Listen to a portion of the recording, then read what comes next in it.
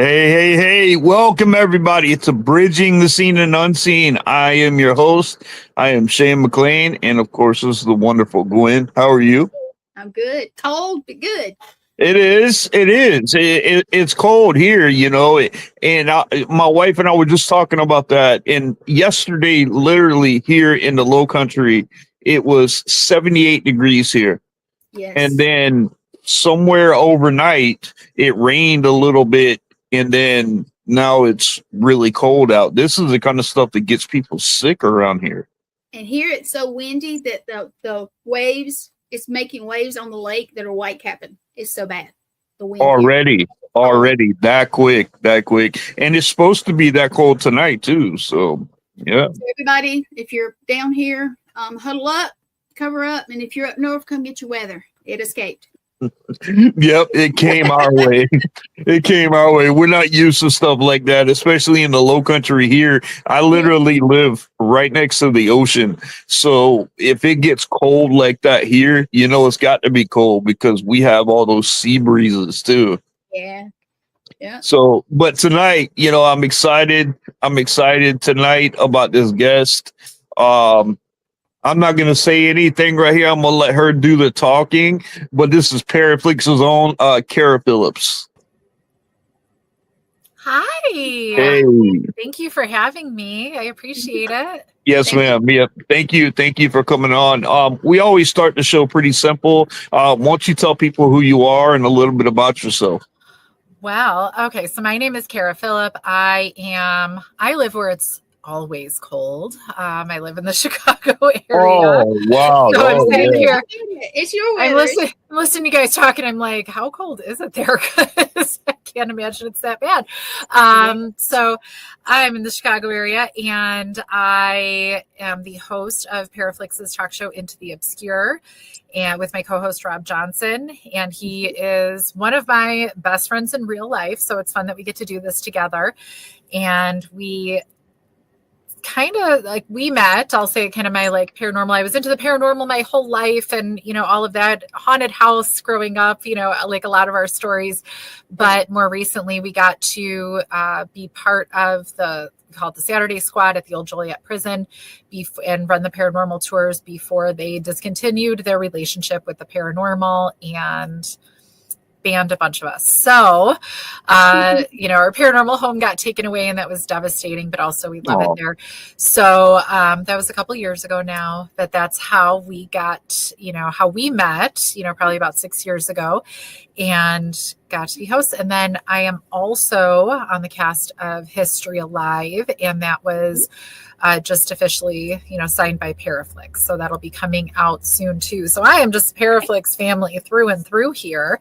And so that's kind of, and in real life, I am also a nurse. I went to administration, not bedside anymore, but mostly critical care. So I've been around a lot of death and a lot of things. So that was, interesting in my journey too. And I think that's it. Now, how is that, Kara, being in the medical field? Because I know there's a lot of controversy, with paranormal activity and things like that. I am a bishop for Knights Temple Independent Catholic Ministries, and we are clergy that work in the paranormal field, and I know when I speak to medical, they try to think of more medical terms, instead. Now, how does that relate with medical, with you and the paranormal? So I think a lot of it, if there's something we can do something about, right, we're going to try to do something. You're hospitalized, we're going to probably look for something medical, before anything supernatural or religious, like anything, we're going to do what we can medically. That's why you're here, right? So that's what we'll try to address. And, my time in the hospital was critical care. So that's, maybe a little different, but don't think all those nurses out there, I'm not going to say all, plenty. We all know that people when they start talking about the man in the corner, they're probably going to die soon. We all know these things to be true. And we are all, and again, I say all, it's not all, but, pretty superstitious too. You start to, have some things going on, that might be a little bit more, might be a code situation coming. Don't put some of those medications maybe on people's chests. Like we get them ready just in case, but we'll put them on your chest, and that maybe means we won't need it. So we all have our things, or whether they're superstitions or just things we know to be true. So I think that all goes pretty well with it. I will say for me, when I was younger, I grew up in a haunted house. It was one ghost that was predominant. I'm not going to say she was the only, but one that was, definitely was who I saw and who I would talk to with, before I knew that I was talking to ghosts or anything. That was normal. I could see things, I could feel things, and I still can. But when I became a nurse, because I went right into critical care, I was always right there at, around people dying, right? Or nearly, or where people died. I am the best at shutting it all off. And I am the best at just saying that didn't happen. A ghost could walk right in front of me. And I'll say I saw that.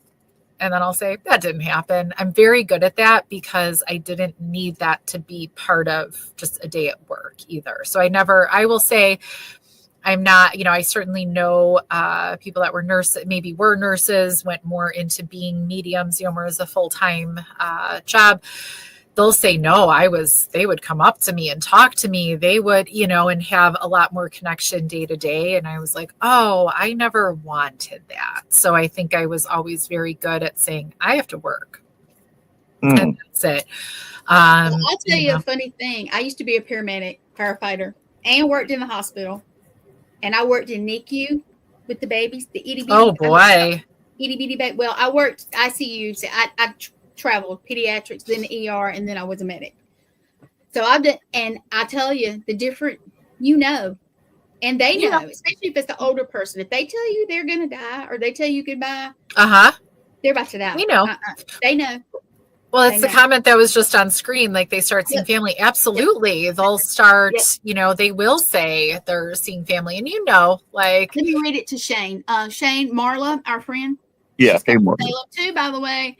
I have seen it many times working in nursing home. People saw their family that died before them. They do. And you even if you're not seeing them yourself as, and again, and I don't see good, there, and I could describe colors or shapes perfectly. I see ghosts, like for lack of a better term, just more as like a shadow. And that doesn't mean they're a shadow person. It doesn't, I'm maybe not great at seeing them is maybe kind of what it is, or that's just how my brain interprets. So even if I'm not going to see their family, I'm not going to see these things because they're seeing beyond what I would ever be able to see. They really are seeing more than me just seeing somebody that's there. I have never come across like another nurse or a healthcare worker that has ever said, no, you don't. That's ridiculous. Like that doesn't exist. I think we all pretty universally say, oh, okay. And we know. Yep. Of course. I'm a dialysis patient. So I was born with one kidney. And so, I deal a lot with nephrology and nurses there and stuff like that, and they all know what we do because my wife and I, we have Outer Realms Paranormal, and because that is our house one that we actually do all the investigating. We do the clearing, the cleansings, the blessings. Okay. We do everything right at once. And they all knew what I did, and they were like, you probably don't run into anything. I got a call. This is no lie, at like 7:00 in the morning. And the manager of the dialysis center called me freaking out. And she was like, McLain, I just got touched. And I'm like, yep. And she goes, there's a problem with that. I said, what is that? She goes, I'm by myself. Was she at home or was she at the clinic? No. She was at the dialysis center. Oh, okay. She was at the dialysis center. And then, so later on that day, another lady comes in and she's standing in the office and she's the only one that was in there. And she looked down the hallway and there was a black shadow figure coming in and out of the room there. So my wife and I got to go and actually investigate my dialysis center. And we found out that Thursday that I was there, the same chair that I sit in, I get premonitions and visions. And I was sitting in the chair, and all of a sudden my anxiety got so bad that I couldn't even stay on the machine. So I told them to take me off the machine because it got horribly bad. Yeah. And when I got there to investigate, that's when they told me. They were like, on the days that I'm not there, there was a young man that came in and he had unalived himself. Listen to this now. His mother, his father, his sister, his entire generational line unalived himself. Whoa. So there's all this energy that was left in there, and we got some really strong activity in there. And we went and we spent probably 4.5 hours like cleansing and blessing the area, and they have not had an issue since. But the shadows figures that we were seeing, like we were all on one side of the dialysis center and there was a light coming through on the other side. So we thought maybe someone was walking down the hallway. Yeah. And all of a sudden came in right from the door and the thing stood up. And I'm telling you, Miss Kara, this thing was probably 11 feet tall. Oh my goodness. And we all saw it. The nurses saw it, the doctor saw it, everybody saw it. So I mean, they never questioned me anymore. They never questioned that. So but I get their skepticism. I do. I really get it, because they try to look, even with me being in exorcism ministries that I'm in, we rely a lot on medical first. You know, we rely on the medical evaluations, the psychological evaluations, and stuff like that. So we rely all on that first before exorcism. To me, in exorcism is the absolute last resort that we want to use. Yeah. So I definitely get it, but I thank you for working in that field. I think it's much needed. And I've always wondered, you know, it's very rare to find someone that works in the medical field that is in the paranormal like that. But it's very interesting. I know a couple of them. Maybe we all just find each other and talk about it. We find our people. I say, Yeah. we find our You people. just do. Yeah. And then you end up talking about it. Mhm. Yeah. Do you have any doctors? Do you have any doctors like regular like doctors that have experience? Because of anybody that's there, the doctors should, you know, you would think if they experience something, They're too busy not paying attention to that. Thank you. Like That's what I was they're thinking. they're not. It's the nurses and It's the nurses. We used to call them nursing assistants. I don't want to insult anybody. So yeah, sometimes some hospitals say techs, some say CNAs. Like CNA Techs, is that's what I it was is. gonna say. Yeah. Those are the ones that are with them patients more. Yeah. I think. But that's so interesting. Now, have you had working in there? Have you like I've heard that people see people like right before they pass and things like that, and I hear a lot of stories that that like a child or something like that will go in there and like start talking to the person, and then later on that person pass away. I mean, have you like experienced any?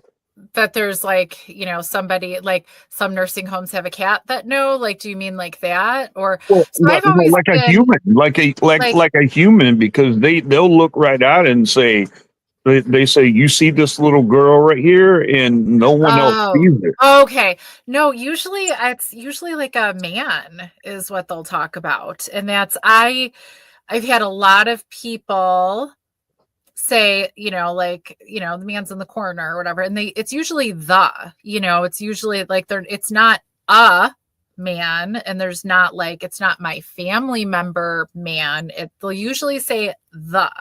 which is interesting. Like you hear that enough times, you go, huh, okay. Mhm. So it's and they're not like scared when they say it. They just say it. So finally, I don't how many times somebody has said the man's in the corner to me. I don't know, like I couldn't tell you. It's, more than a couple, but not 100 either. I don't know. You But think they it's a say it. crossover? You think? Yeah, that no, I there's a think it crossover? is. So one time I asked a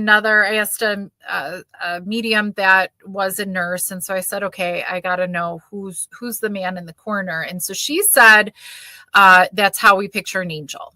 Like, that's kind of how we're like, okay. that's us. It's, an angel or a messenger or something. And that's how we see it. And I said, okay, I like that.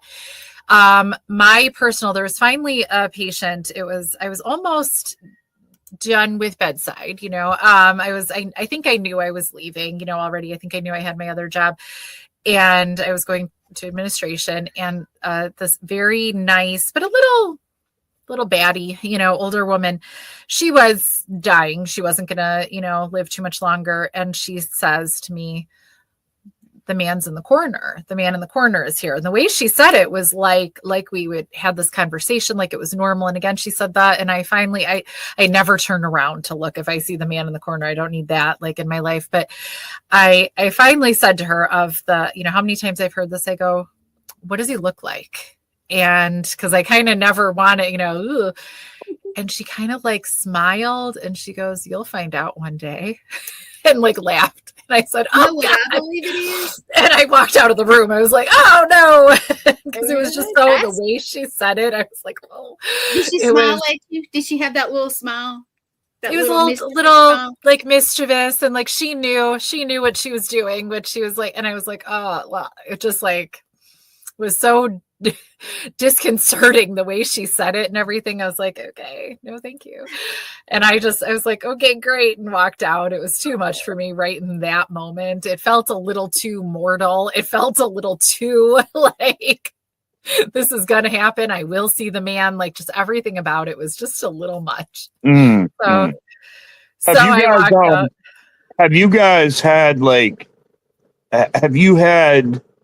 teams are able to come in and active, like a hospital setting, like a hospital is still no, not active. They usually don't let that happen. I know. Nowhere. I've never heard anybody say that.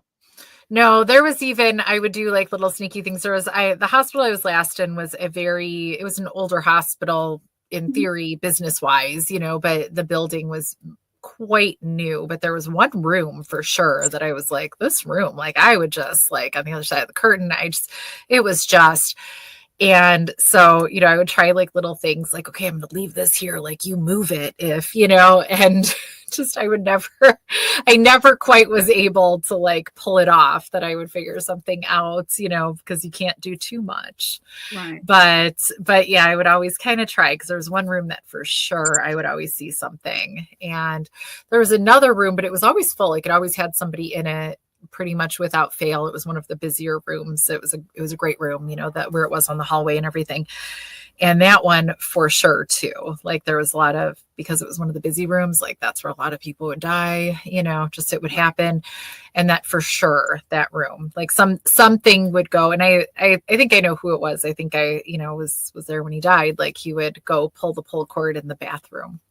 And he would just like, and even once he died, actually, his body was still in there, transport was coming, and the pull cord, it was an emergency like pull cord, and it was right about as the transporter was about to go in to bring him to the morgue. And I said, oh my God, we're going to go hold hands, because I'm pretty sure he is in a body bag, and I'm pretty sure he didn't get up, but like pulling the pull cord in the room, that was just a little too, I was like, is this man actually dead? And he was in the body bag. It being a ghost wasn't as creepy, but there was just something in that moment that I was like, he's alone in there, like his body is in there. And every now and again, I'm pretty sure he would pull that pull cord, and we'd have to be like, oh boy, and go in there and flip it back up. John, or whatever. Yeah. It's just like after a while, I was like, oh, that's delightful. But like in that moment when I mean, I'm not going to say they aren't all sad, but like, it was just one of those like harder, deaths. He was with us for a long time. It was, so it was a tougher one. And it was actually on Christmas Eve that made it even kind of worse. Like everything about it just like made it worse. And then that happened. So like emotions were already a little higher. And I was like, oh my God. But after all, I was like, that's nice that he visits, but. Shane can't see because of the phone he's on. Yeah. So that's why I'm reading it. But Marla, she said, oh my goodness. I dreamed about my dad's passing 2 weeks before he passed. The dream came true exactly the way I dreamed it. Wow. Yeah. Wow. And it had, you know what? We have people do that too. Or we have people that'll, being in the hospital, I worked in one where, it's, if you can feel it and you ignore it well. I do ignore it very well. I have to just act like I didn't for many years, especially being on the ambulance. I just kind of had to act like it because my partners already thought I was crazy. So, Are you guys allowed to talk about it? Like if you see something, or like what if a patient, and the reason why I'm asking is because I know a guy whose uncle was in ICU, and he was out in the waiting area and he had fallen asleep, and he woke up and he says that there was a green aura of his uncle standing in front of him. And he said that his uncle waved goodbye, didn't say nothing came out, and he walked around the corner, and then all of a sudden the thing went off in his room, like somebody had pulled that string or whatever that's in the hospital, and he passed. Huh. So I mean, I think, if somebody were to say that, I would certainly have the conversation with them, but just people usually don't want to bring things up. And that's why, that's part of the reason I think when it comes to like having a talk show or whatever, like I want, and probably for you guys too, like if people can talk about it and kind of know it's a little normal, you have to kind of, right. Everybody thinks you're a little weird at first, they're like, whoa, you're talking about that. You're saying that out loud. And then the more normal you make it seem, just like, yeah, sure. But eventually it's funny. There are other nurses that I worked with that they would say, you're not wrong. I used to see things. So it's even a common enough story that other nurses would say, yeah, I used to see things or used to feel things. But then once I was a nurse, I stopped, because I think, you have to turn it off to get through your day. You don't have to, but it probably makes, and it's not even like a fear thing. I have to turn it off. I just don't need that. Like, I don't need somebody else coming into the room trying to say things. There's enough going on. I have things happening. So it's not even so much that I'd be like, no, I can't see that ghost. That would be terrible. It's just more of a, like, I don't need that because we're going to get through the day and we're going to like figure this out. And what's going to happen is going to happen. If they're here to say goodbye to their family, they're still a heart's still going to stop somewhere, and we're going to figure that out. So you have to be a little bit more just like on task. And so I've always said that I just don't need that. And I think it's just a lot going on. It's distraction because you're trying to make them comfortable or whatever you're doing for them. Yeah. You got this, and it's something else. And is it relevant, to right now? Maybe not. And it was before I got to the unit. So I actually went back to critical care for COVID. I was happily kind of away from the bedside a little bit in a nice clinic. It was nice. And then COVID hit and I went back to critical care and I stayed for quite a while. And somebody said right before COVID, there was a woman who actually was a medium that was a patient. And she was saying to all the nurses, you don't see any of them? And I guess there was a lot of them. And they're like, no, no. And that was pre-COVID. So I'm sure like, after, during and after is more. And they'd be like, no. And she was telling them stories about some of the patients that had been there, and never left. And so, and she was not wrong, about stuff. And it's funny. I was like, oh man, maybe I'm a little jealous that I'm not picking up on all of that when I'm here. And then I was like, no, I'm not at all. I don't need to know about like those 20 people, you have to know about like who's here, and hopefully they get to be somebody that leaves then, and they don't have to stay. Hopefully you succeed at that. So yeah, I've done so good at turning it off. And I don't know if that was just like when I was younger, kind of I don't want to say survival, because I'll be knee jerk scared of something more because it's just like something in the dark. Maybe I'll be like, but I will run from a bat before I run from a ghost. It's just kind of like anything that's unexpected. I'm like, oh, I didn't need Humans that. are scarier than any ghost. Yeah. Without meaning. Thank you. So yeah, no, like, so when I was at the prison, that was always a thing. There was certainly for a long time once it was decommissioned, it was pretty abandoned and people would stay there. They would, instead of going to the shelter, it wasn't heated, but at least it was sheltered and everything. So they would stay there, and it wasn't always the most secure. And I would always kind of say, well, at least it's not a live human. So whatever is not a live human making that noise or doing that thing, it's not that bad. And my scariest experience ever at the prison, I don't know in this story if it was a human or a ghost. And if it was a ghost, coolest thing in the world. Like, it really really did things. Yeah, for sure.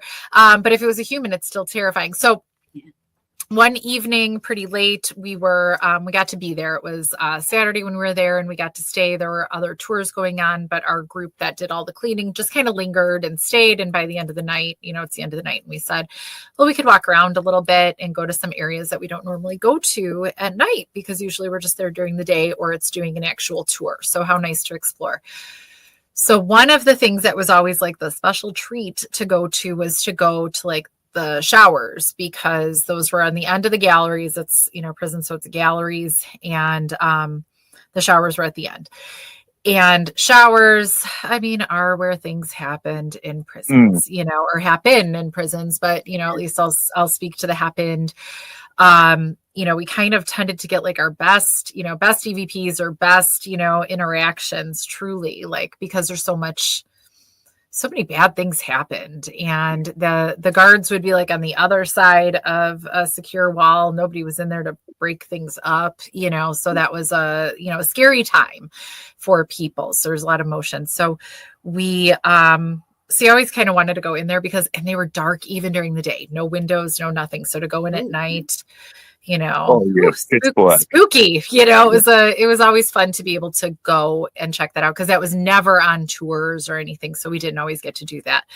So we were walking around, three of us, three women, walking around. We go up a stairway, and it kind of goes through like a administrative storage area, whatever, no big deal. And then it goes into one side of the showers. Then on the other side of the showers, it's then the galleries for the prison.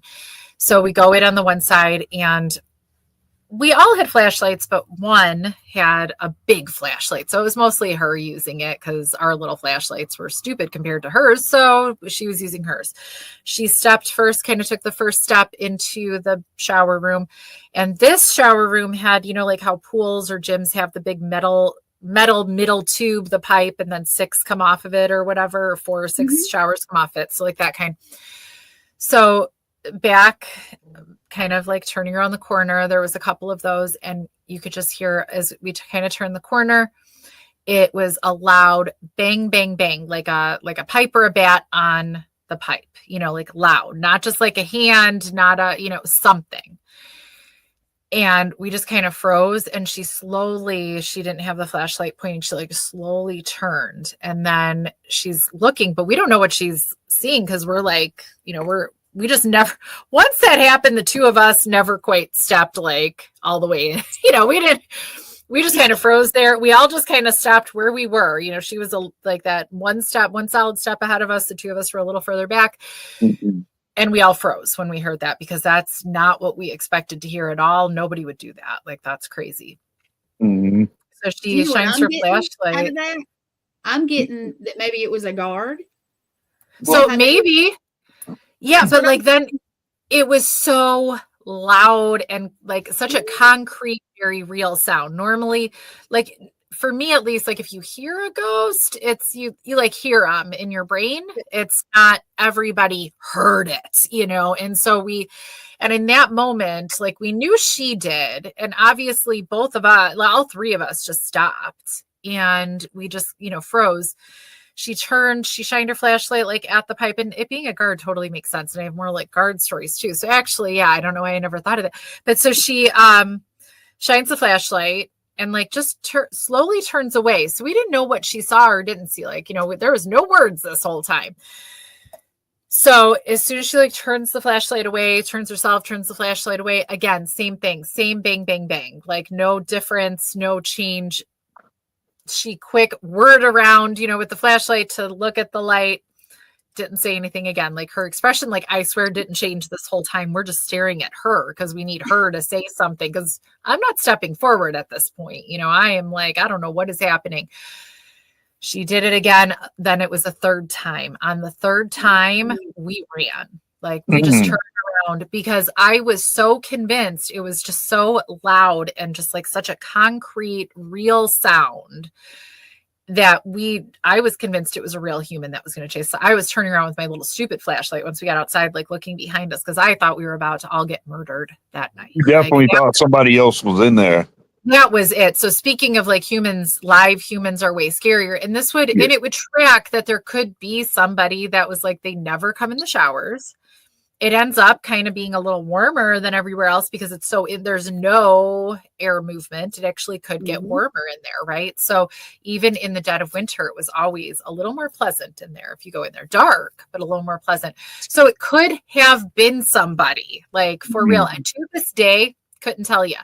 So I was so terrified. We ended up, her husband, the flashlight holding one, was on the other side, and some doors were already getting locked up because of the time of night. And the museum was giving other tours, so they couldn't come open the other doors. We had her husband like come meet us, like we had to go through the showers, but we waited till he was there and could pretty much like hold our hands to walk us through. Cause at that point I believed, he's like, I looked, there's nobody. I was like, they could have run by then, like I believed. So everybody like, everybody that hears the story, or even the three of us, like we're still undecided. Some people are like, for sure that was a ghost, no question. And I'm like, I don't know. It was so real. Yeah. It was so real. Like there was no, and we all distinctly heard it. There was no like, oh, I heard that in my head or whatever. But just, the whole experience, it was so real. I was pretty sure we were getting actual real murdered, like by this person. I was so sure. We did not, obviously, hopefully. Oh, good. Hopefully. But, Right. so that's the real live people are the scariest. If I knew, if I would have known hands down, this was a ghost and that was just the coolest, most like concrete, experience you've ever had. And you shared it with these two other people. That would always go down as like the coolest story ever, Right, and I would have been like, you guys, coolest thing just happened. Yeah, you'd have been texting everybody. But to know, but see, that's the thing that gets you right there, because like you said, it could have been somebody, and that I do believe, honestly, that would scare me more than, because like a physical person could do a lot. They could do something. I I was going to straight up get murdered, like right then, is what I thought was happening. And it didn't, again, like nobody came running after us. But is that just because they knew, I chased them out? I'm going to go hide someplace a little else because I'll they just might make be back noises and scare them. Yeah, like I'll just scare them and good, they ran away. Fantastic. We did what we were supposed to do. And then they might have just gone and hid away a little better, knowing that people might be back. So when her husband walked through, no one was there, or was no one ever there? Like, who knows? So that was my scariest. But like, we also at the prison had doppelganger experiences that we didn't know. We figured out like maybe within a short time that wasn't actually our friend, but that wasn't even that scary. That was like, oh, clearly that was just a ghost, because it started out like as our friend, we heard their voice or somebody was seen. And so that was never inherently scary. And then realize realizing later that it never was them, we're just like, oh, cool. Like it was, maybe it should be a little scary that it's a doppelganger, but it never was. We were like, I don't feel like that was menacing. That just felt like a thing. So as long as I know it's not a real human coming to get me. Right. And we're fine. I do. I agree with you on that, because I definitely feel like something like that, especially like in a prison or something like that, or an old abandoned hospital, or something like that. I mean, I can just imagine, because somebody could very easily break into there and be sitting in the backside, be in the basement or whatever. And I mean, they could be there, and I mean, they could do some damage if they wanted to. Yeah. And I can imagine how scared you guys were. Yeah, especially knowing that nobody went there often. That's the kicker. That's why you and so that area, like you would know if you were spending any time there that was a very untraveled space. And so that's and it's even funny when I go to other places, I don't love, why don't I like going into this space by myself, because that's supposed to be like the by yourself challenge, or not even challenge, but like, look, you're going to do this on your own. And I go, why don't I like this? And I go, honestly, I don't think it's because I think the ghost of Annie, of this hallway is going to jump out. I mean, that's a little like, that's exciting. And you're maybe a little apprehensive that something might happen. But no, the scary thing is, like, I don't know that I'm totally safe. And I mean that from like a live human standpoint. So I always like laugh when I'm like scared to do that stuff. I'm like, am I scared to do that? Or am I scared to just like actually be by myself in some of these places? I think that's probably more it, because I'm very aware that live people do bad things. They do. They always preach, especially when we have classes and stuff. Have your boo buddy, which means don't go anywhere alone, because right. But you do have challenges where they know say the ground is safe or whatever. Once you know it's safe and like you're thinking about that, but like even when we go to places like to go clean up, grab that thing at the end of the night or whatever, and I'm like, nobody else has been down here in a while, like, and that does just make me go, is it still safe? Like, is there still, so it's a little bit like ghosty afraid, like, oh no, what if right now they jump out? And I think I get more scared that I'm gonna do something embarrassing, like scream and run, which I will. And then later I'll be like, haha, that was funny and weird that I did that. Haha. But like, so maybe I don't want that to happen, but also maybe I think nobody else has been down this hallway lately. I don't like that. And I think that comes from going to places that I know people were, maybe hiding out. And I think that's just kind of a long stand. I don't know if I'll really shed that. I think the self-preservation will kind of persist, and I'll hold on to that. So as long as you've been in the paranormal, like, what is the absolute scariest thing that has ever happened to you in the paranormal? Okay, so I will say it's probably still the banging on the pipe guy. No, the coolest. So I will say the coolest / like I was most like scared. So I'll tell my guard story then. And that's why I was like, oh, it's so like definitely could be a guard.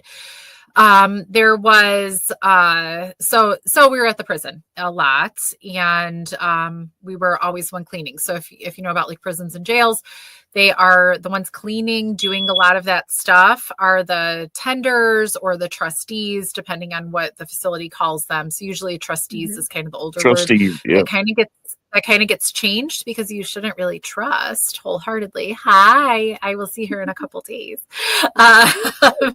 So you shouldn't really trust. Maybe they're tending things. Maybe you shouldn't, like, trustees is a tough word. So, but that's who's cleaning. It's the inmates basically. So after a while, I think they kind of, saw us, the ghosts kind of saw us. They liked us. They saw us just kind of as them, we're cleaning, we're doing what they did, this is their home. And I think they appreciated the attention and the care. So there was eventually though, there was one day we were actually cleaning Belushi's cells. So that was like a fun thing. There's a lot of paint chips. A lot of paint chips come off of walls. But so we're cleaning and scooping those up. And I kept saying to one of my friends, I can oh, somebody's watching me. Like I knew it was not somebody alive, you know, I knew that, and I would point it out. And then, but then like by the time I would get her attention to be like, you should look, it was, you know, knew to kind of duck out of the way. We were in the east cell house. It's like two sides off of Main Middle. It was coming from the west cell house. The west cell house was closed for a long time by iron bars that could kind of hold things off. And people would for a long time say, don't you, there's a guy down there. Don't you see him? And I'd be like, no, even in broad daylight, they would see a man. And eventually the west cell house doors were cut open and whatever was over there was able to roam freely. And so I think it was a guard. And so that's what I was seeing that day, like, or feeling that day. I like anytime I would look up, I didn't see anything, but it just felt like, you know, when somebody's like leering at you, you know, you're like, you know, and you could just feel it, you know. So I just like kept feeling that. And I was like, icky, like, this is terrible. And so eventually, you know, we're done with the day, but I was like, this is whoever that is, I don't care from, but we're in a prison, you know, hey, this is very likely that I might be getting leered at, you know, by somebody lingering.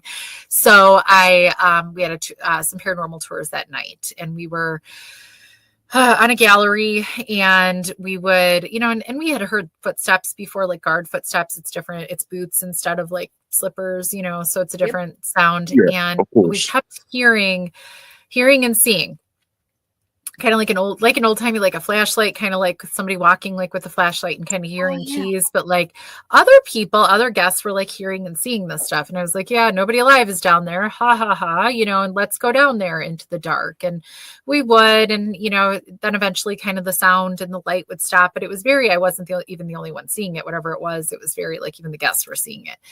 And I was like, that's cool. I'm glad we all had this experience, like love it for all of us. And, you know, another group of people, we stayed in that gallery a really long time. Another group of people said, I keep hearing something. You know, and I was like, no, nobody alive. Ha ha ha. But sure, we could go down there, whatever. And we go down there, and suddenly I hear the key again, like the sound, like those heavy, you know, like Folger Adams keys.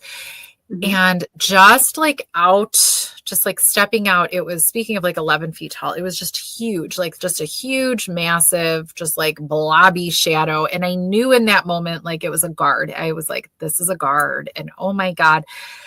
And I knew it was who was looking at me earlier that day. Like just in that moment, it like all flashed in, and it just felt so gross and overwhelming and scary, because I think he meant to like be an intimidating guard in that moment, you know, like I think that was the full intention. It was kind of set up all day, and it was just such a concrete, like this big black, like entity. And like at the time I couldn't even like say a person or a man or a guard, really, even just in that moment. Like I knew what was kind of going on, but it was so unpleasant.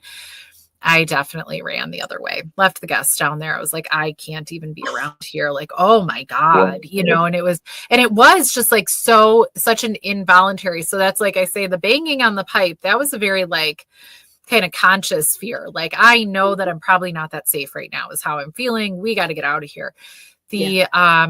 This one, like seeing the guard for the first time like that, it was such an unconscious, just like in, you know, cutting through your soul kind of a thing, like terror in that moment. And the director of operations at the time, I went up and told her, and she knew what my job was. And she goes, good to see how you are in an emergency. And I was like, haha, this is not actually an emergency. Like nothing, there's nothing to do. I just panicked right then and ran. But the fun thing, like henceforth, it was actually always really pleasant. I would call him my guard. You could see him like walking on the gallery. He would just kind of like watch. Sometimes guests would be like, somebody's watching us up there, right? And I go, yeah, you know, and like you could see him. And it would be, and he didn't, Rob, my now co-host, he didn't like Rob because Rob was just then like a man that he didn't like. I think you know, he identified more with the inmates. He would, every now and again, Rob would feel him like stop him, like from passing between like the galleries into the middle, you know, like he would just feel it. We would, like, and one time, so Sam Beltrusis, who's also going to Salem this week, it's already this week. Oh my God. So that just like flew. So he was there, for a tour, and he was like, kind of hosting the Estes method. And this is probably why I love the Estes method so much, is this moment. we were, That's our it's just favorite thing to do. oh, I love it. Like it just, and because also I hate a bunch of people huddled around a spirit box, all yelling at the spirit box and each other and trying to hear it. Like it's just to me the most stressful, messy experience. And it's so like irritating to me. So you make it the Estes method. It's not irritating. I love it's it. cool. But so it was, I was so sold, such a believer. It was a guest that didn't know us, of course, didn't know us, at all. Had no idea what was going on and all covered up down. And she was able, like the guard was talking to her and then was, so told Rob to leave, said he liked me, was able to say my name. Because they knew us very well at the prison. We spent so much time there. And it was funny. Rob actually he said, fine, I'll leave, the gallery if that's what you want me to do. He did not leave the gallery. He just got pretty far down. They're very long. He didn't leave. And I could tell he didn't. And he stopped just to kind of be like, okay, what's happening? And, here she is all, isolated, covered up. She said, no, keep going. And it was just like, so the whole experience was so cool. And it was just like, and it was that validation to interact. And it was the guard, saying like, yes, a guard. Yes, I like you. Maybe I should be creeped out by that. If it was a living guy, I'd be like, ew, you're gross. Back up. But since it's the ghost, I'm like, hey, thanks. Glad we get to see you up there. Keep an eye on me. Like, how about you keep me safe? And that was, it was funny because that turned from being like the kind of the scariest, grossest, just like, oh, this is not okay day. Is it good that, was this a good spirit? I don't know. Was he good in real life? I don't know, when he was alive, but I got it. My first impression was not good. And it was very like scary, and very just like, too much. Too much is probably what it was. But then like after that, I was like, no, this is cool. This is fine. This is part of us, knowing the spirits here and everything. So that first real encounter was awful. And it was just like scary, like down deep, just was. And then it wasn't anymore. Have you ever experienced like poltergeist activity? I don't think so. No, I can't say that. I think there's, again, so much of my experience was at the prison, really getting so immersed like that. I think there was some, the kitchen would have like something Chris Fleming, who, definitely would come there, definitely on occasion and do tours. He would say it was a lot of like, there was a lot of elementals like in the hospital and in the kitchen, like through there. And so I think was that more poltergeist or was it like more like, you could kind of see them. They were like, was it an elemental or was it something just like mischievous? I don't know. So it was just, but not like actual poltergeist, not like actual like things happening. It would just be more like, that's the closest I could even say, but that's not even a poltergeist. That's just the closest. That wasn't just like a person being like, I'm going to hang out with you now. Right.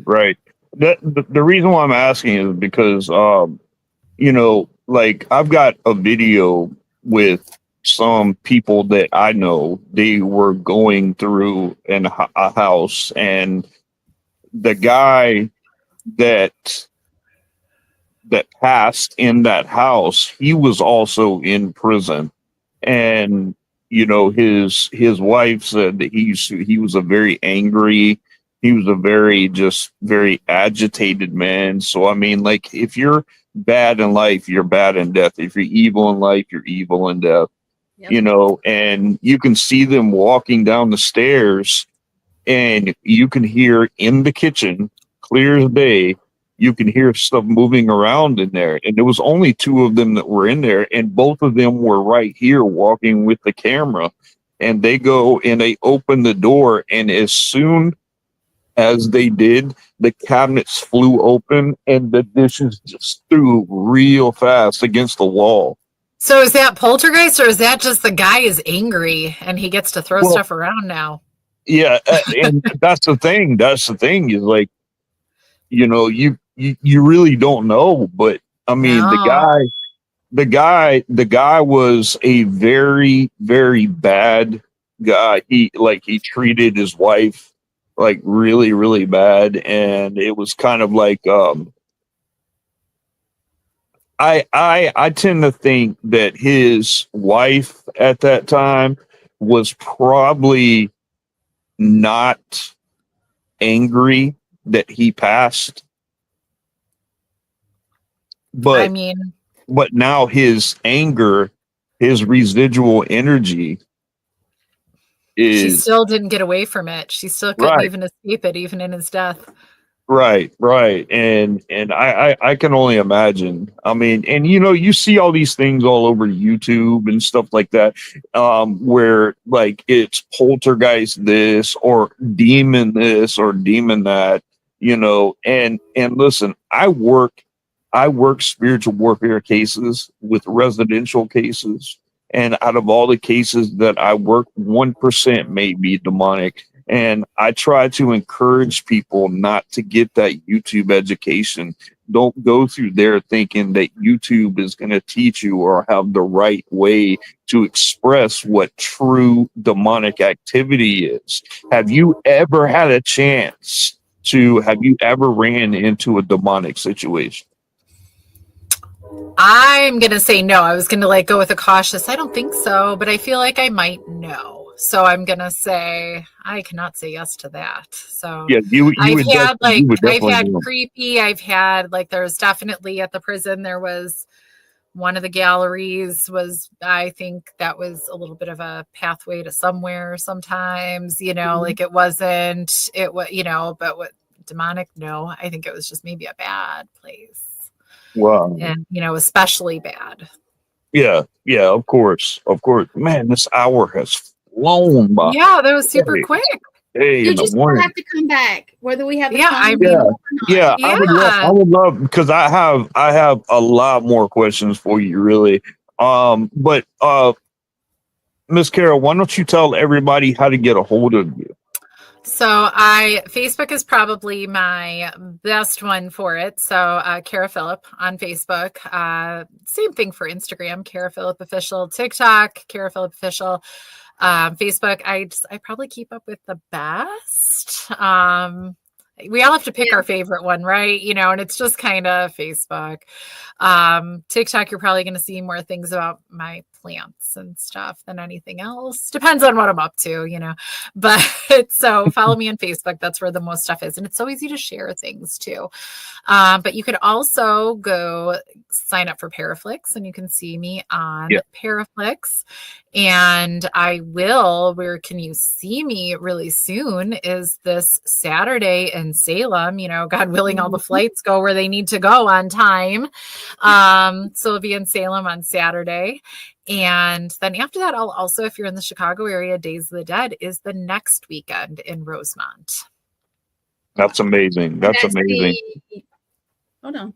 And I'm hoping you guys have a great turnout for those because my wife and I are looking forward to going to some of these events, and things like that. Because like I said, we work a lot of residential cases, so we don't get a lot of time to really go to locations and things like that. And I really would like to go to a lot of these locations. And I'm friends with Next year. owners.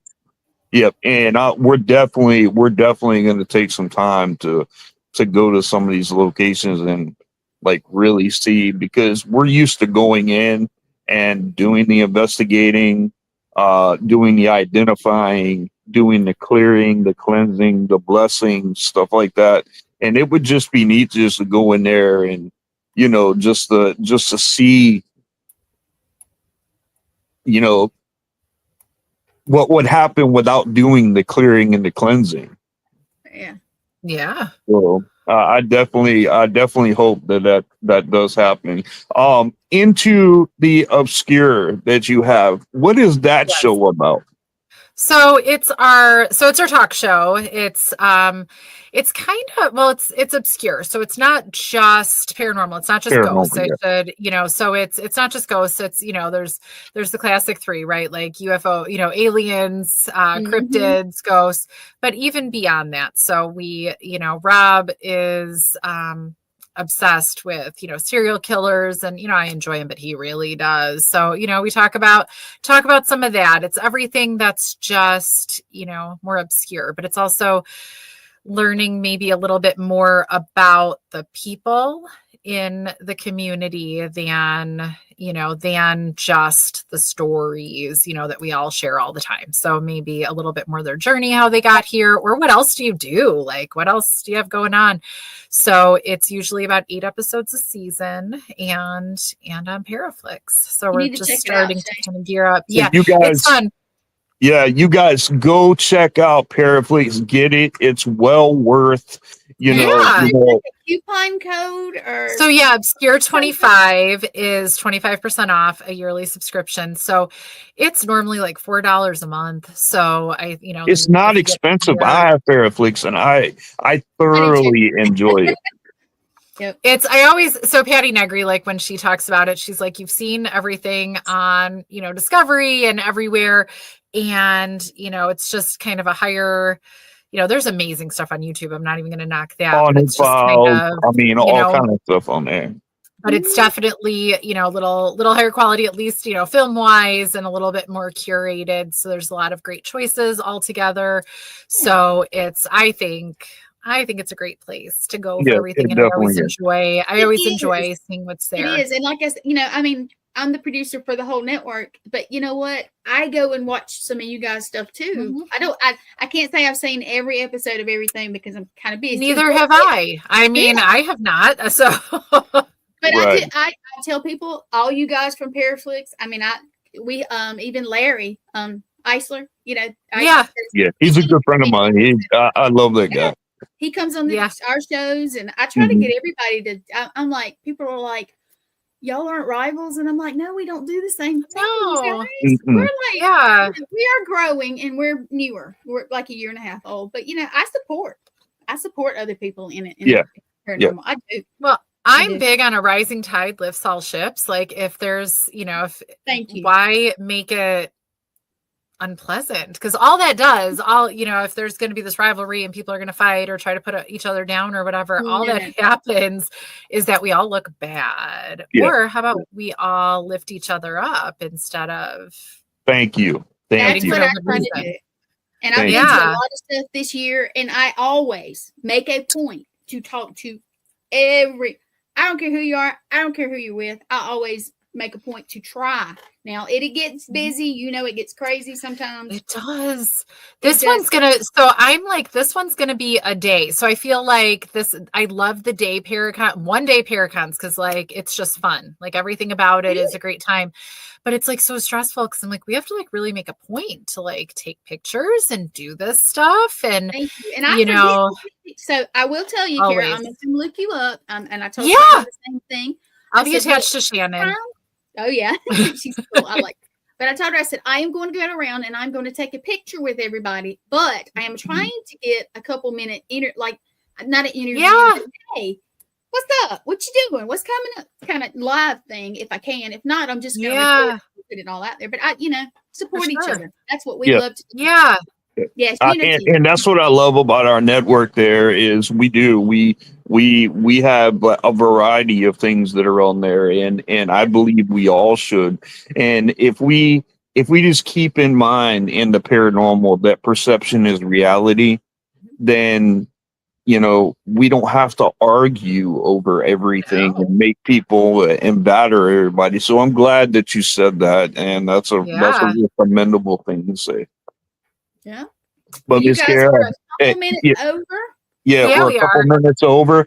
I want to thank you so much for coming on. You're an amazing guest. I'd like to have you back if we can. And I'd love to speak with you some more, but thank you so much for coming on. Appreciate you. All right. Thank you. And if you need us, you too. You know how to get me. Okay. I'm serious. We'll be Thank you.